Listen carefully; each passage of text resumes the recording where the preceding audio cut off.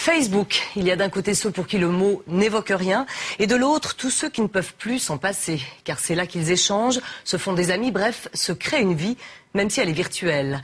Car cela se passe sur Internet. Facebook, c'est comme une immense cour de récréation à travers la planète. Mais une cour de récré pas si innocente qu'il n'y paraît, comme l'a découvert Isabelle Nussbaum.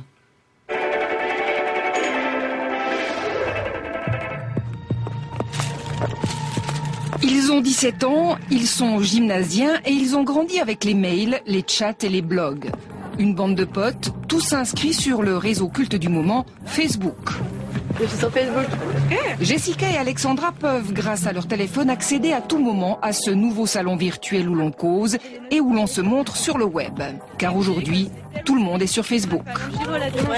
Mais oui, mais moi, à part ça, moi ça bloque. 150 millions d'utilisateurs, des people, des politiciens, des sportifs, qui étalent leurs opinions et leurs photos sur le net et collectionnent des amis sur le réseau. Et vous, vous êtes sur Facebook ?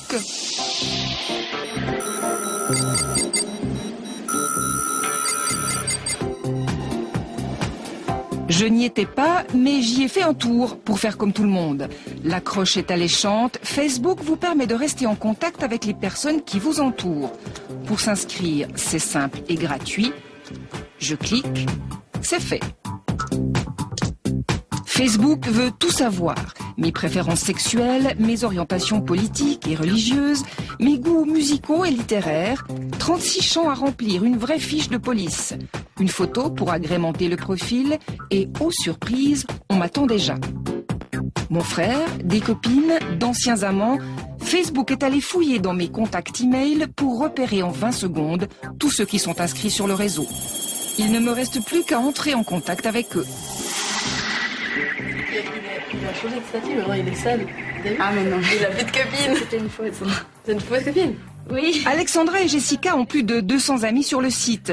Elles observent la vie de leurs copains par le trou de la serrure de Facebook. Pour moi, Facebook, c'est mettre des photos et regarder les albums. Ah oui, j'ai dû repartir la rose, c'était trop stylé. Des fois, on les rencontre en soirée, puis par hasard, il y a quelqu'un qui a son appareil photo. Donc, s'il prend des photos, après, il met sur Facebook et comme ça, on a les photos. Ou si j'ai eu des photos de ces personnes, et bah, comme ça, je peux leur donner les photos par Facebook. Si quelqu'un arrive à lire dans mes pensées, je suis dans la merde. C'est quoi le plus d'être sur Facebook? C'est le fait que tout le monde y est, donc on se sent obligé d'y être, en tout cas. Mais c'est pas... on arrive quand même à vivre sans, bien sûr. Jouer sur Facebook n'est pas sans danger. À trop se dévoiler, on perd le réflexe de protéger sa vie privée. Ricky Galliano est DJ. Il mixe dans plusieurs boîtes branchées de Genève et utilise Facebook pour se vendre. Accro au réseau, il a 1300 amis qui ne lui veulent pas tous que du bien.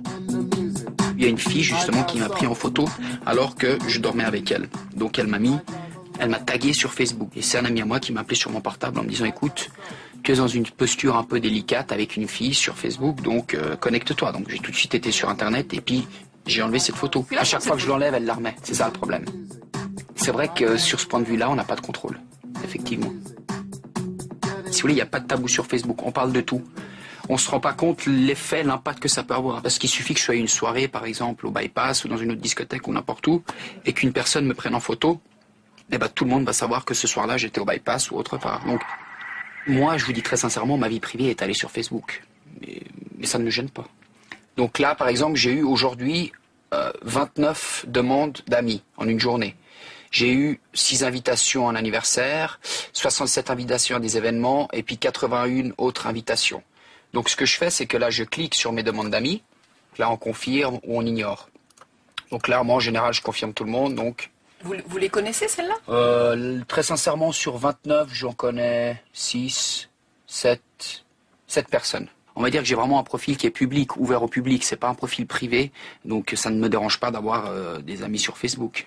Et ça sert à quoi d'en avoir autant? Ça sert à rien, mis à part le fait de dire qu'on a 1200, 1300 amis. Le côté un peu dramatique d'Internet et tout ça, c'est qu'on est en train tous de s'isoler, sans s'en rendre compte justement, derrière notre ordinateur. Et moi, j'ai passé des soirées avec des amis de Facebook, on n'avait rien à se dire. Parce que c'était tout dit sur Facebook, au fait. On arrivait à la soirée et puis on disait, bon, on n'a rien à se dire.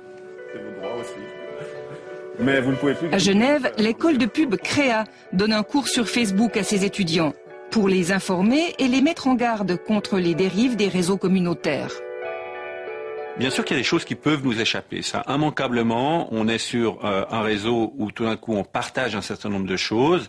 On a des amis qui le sont aujourd'hui, on ne sait pas s'ils le seront demain aussi, il faut le prendre en compte, mais on a néanmoins partagé un certain nombre de choses avec eux qui peuvent être des éléments graphiques, des images, ou peut-être on est dans des situations compromettantes ou des situations qu'on n'aimerait pas voir portées sur la place publique. Mais il faut le prendre en compte, j'entends.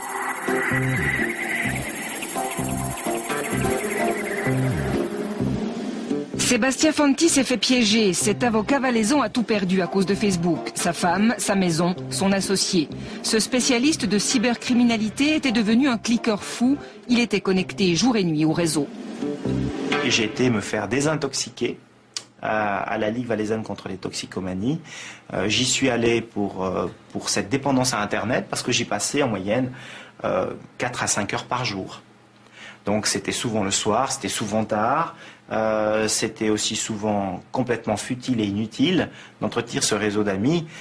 Professionnellement, j'aurais pu gagner quelques dossiers, si on passait l'expression, j'aurais pu avoir plus de clients, mais dans ma vie personnelle, ça ne m'a apporté que des problèmes. Pour se sevrer de Facebook, l'avocat Sédunois s'est désinscrit du site il y a 1 an. À notre demande, il a réactivé son profil. En 3 clics, c'était fait. Vous vous rendez compte que tout ce que vous y aviez laissé, eh bien, est resté dans son état initial. Si ici je reprends mes photos, eh bien, je retrouve mes photos ici, par exemple, j'avais une photo d'une émission, je les retrouve, ces photos, elles sont toujours stockées depuis 1 année sur ma page personnelle sur Facebook, alors que je l'avais désactivé ce compte. On a des avocats. Sébastien Fanti veut que Facebook retire les photos de son fils. Il n'attaquera pas les exploitants du site aux États-Unis, trop long et compliqué. Mais l'avocat va se battre en Suisse pour tenter de protéger à l'avenir la sphère privée des utilisateurs de Facebook.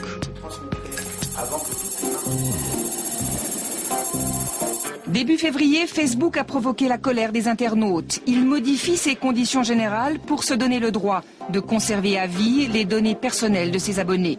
Tollé général, Mark Zuckerberg, le patron de Facebook, s'excuse et revient en arrière. Solange Guernauti est professeure à l'école des hautes études commerciales de Lausanne, expert international.